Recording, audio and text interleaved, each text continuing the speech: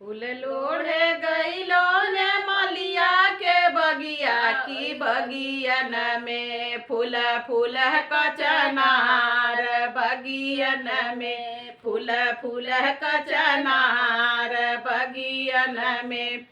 एक फाड़ लोढ़लो दूसर फाड़ लोढ़लो तीसर फाड़वा पिया घुसुकत आइन तीसर फाड़वा पिया घुसुकत आइन तीसर फाड़वा एक चटकन मारलो दूसर चटकन मारलो तीसर चटकन पिया रोवत भाग तीसर चटकन पिया रोवत भाग तीसर चटकन घर में से निकलेली सासू हमार काहे रे मरलू बहू बेटवा हमार काहे रे मरलू बहू बेटवा हमार काहे रे मरलू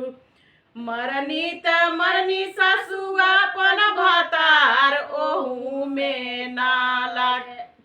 मरनी त मरनी सासू अपन भतार ओहू में का लगे सासू तुहार ओहू में का